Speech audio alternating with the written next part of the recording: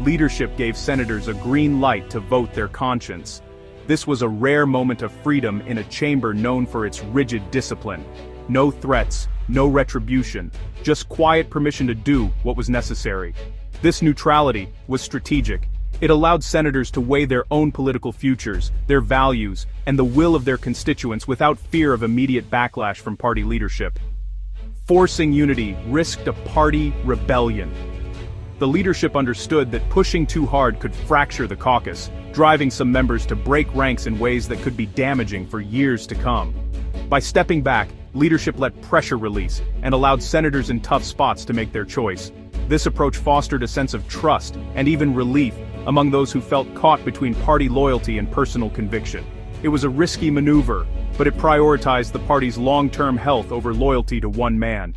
The decision signaled that the institution, and its future, mattered more than any single political figure. Removing the threat of retaliation let the safety in numbers strategy flourish.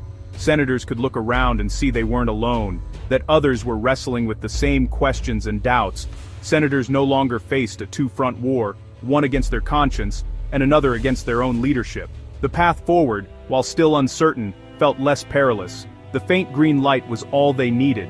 It was a signal, quiet but unmistakable, that they could act according to their own judgment. The party's center of gravity had shifted. In that moment, the Senate became a place of possibility, where individual choices could shape the future in unexpected ways.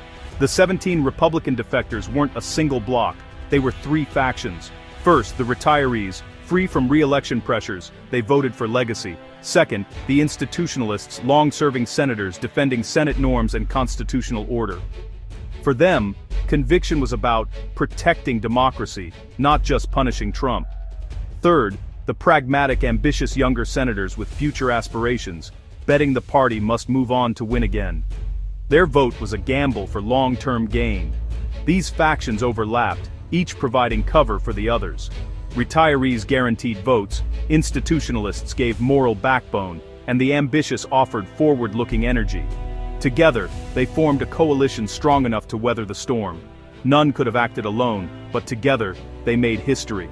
Washington's ground shifts under the weight of money and media. Major Republican donors, tired of chaos, quietly threatened to close their checkbooks unless the party moved on. Senators, reliant on campaign cash, felt the pressure. Donors didn't demand conviction but demanded resolution and stability.